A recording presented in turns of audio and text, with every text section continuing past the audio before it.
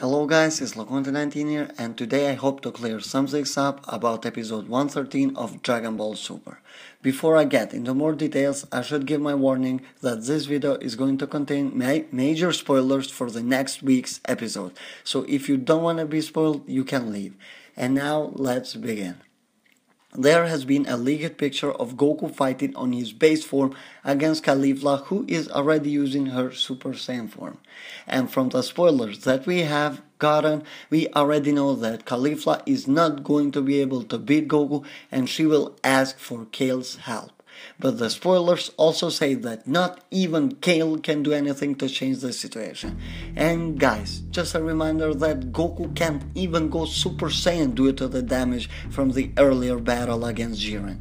I think that another thing that should be pointed out is that Kale is not going to be on her Berserk form where she loses her mind and becomes a Broly. Basically, she is not going to be out of control. But actually she will use that suppressive form that she has control over. But how come Goku needed his Super Saiyan 2 form against Caulifla in episode 100 and was tossed around by Kale in the same episode? But actually now he can beat them even on a state that he is by not even using Super Saiyan? I will get into that, but first let's explain Kale and Caulifla and where they stand. Kale shouldn't be as strong as she was on her Broly mode or Berserk mode because when they were fighting the Pride Troopers, she was forced to use that form in order to knock some of the Pride Troopers out of the ring, and it was clear enough that she still cannot control that form. Goku was clearly suppressing his power as SS Blue against Kale, but she is still very strong on her Berserk form and not someone to take easy. But I still believe that they really messed up that episode in all honesty. It was really bad. As for Caulifla, she is really strong no matter how you see it, because not only she easily achieved Super Saiyan 1, soon enough she was able to tap into SS2, and even Goku mentions that at this rate she could go Super Saiyan 3 in tournament of power. This shows that she is incredibly powerful even on her base form, and that somehow explains how she's able to unlock these forms easily. One thing is for sure is that she is much stronger than Goku was in Namek, for example, or even stronger than Gohan when he fought Cell and became SS2. Goku's words about her being close to reach Super Saiyan 3 pretty much confirm everything. And now it's time to explain the biggest mystery at the moment, and that is, how is Goku able to hold his own and even dominate them both despite being injured and on his base form? It's not that hard to get this, but let's get into that. Goku was always stronger than both Kale and Caulifla, but in order to beat them he would have to go into his SS Blue form, and I am talking about before the fight against Jiren. Because in the fight against Jiren, Goku reaches a whole new level of power that not Kale and Caulifla, but even Vegeta as an example doesn't compare to. Long story short, when Goku achieved his Ultra Instinct form, he reached a whole new level of power. He became something that even gods fear. This was stated on the episode itself. But Goku is not using his Ultra Instinct form against Kale and Caulifla. That is correct. But during the fight against Jiren, Piccolo mentioned that with every punch that Goku is throwing, he is getting stronger and stronger. And that doesn't just apply to Ultra Instinct form, but also to his base form. When Saiyans fight strong enemies, they become stronger and stronger with the battle progressing. It's on their blood, and that is how they work. They are a warrior race, and the same thing happened to Goku, and this huge increase in power comes thanks to that. Jiren was the strongest enemy that Goku had ever faced before. Jiren was definitely stronger than Beerus, who was using only 70 of his power against Goku. It was a harder battle that pushed Goku beyond its limits. And that's why Limit Breaker name for this form is still relevant and applies to it. With the battle against Jiren progressing more and more, Goku was getting stronger and stronger until his body couldn't endure the form anymore and he ran out of gas basically. Jiren totally damaged him, but the power was still there with Goku. Frieza gave Goku enough power for him to be able to somehow protect himself and also recover his stamina fast. Goku's power after that fight, actually during the fight against Jiren, have risen so high. Remember on Battle of Gods when Goku is out of God form but he's still able to keep up with Beerus? Yeah, his body was exposed to that power and absorbed it. And the same thing applies to this. When Goku got his hands in the Ultra Instinct form, that power stays with Goku. And this is one of the reasons why I said on one of my earlier videos that Goku can beat Jiren. It is an option. People just throw that out the window.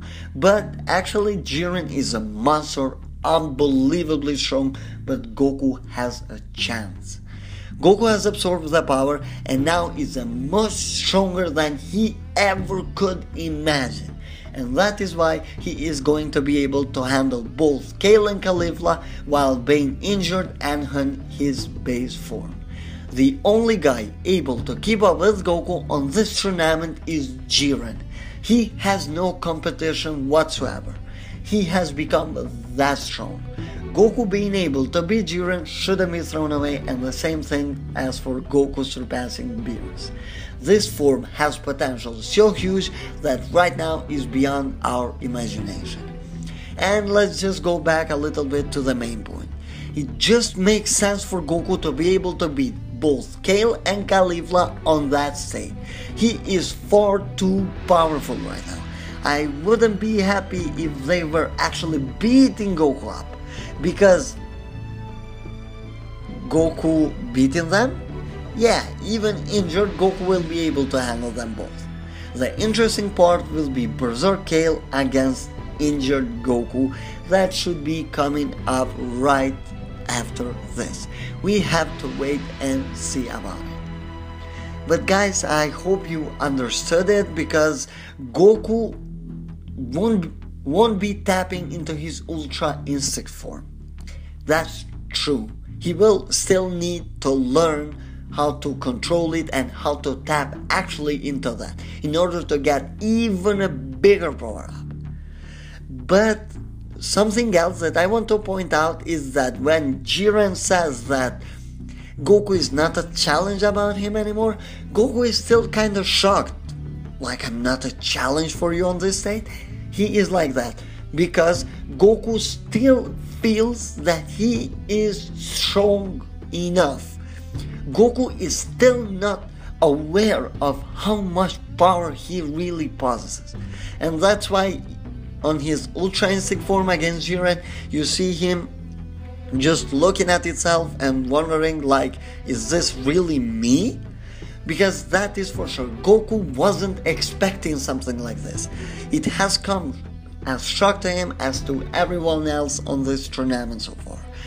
And Goku still has that power within him. As I took the example of his God form, Goku not being able to sustain that form for longer, he still had his power. So what Goku learned is how to tap into that power to get even bigger power up. So basically Goku's SS form against Beerus became as strong as his SS God.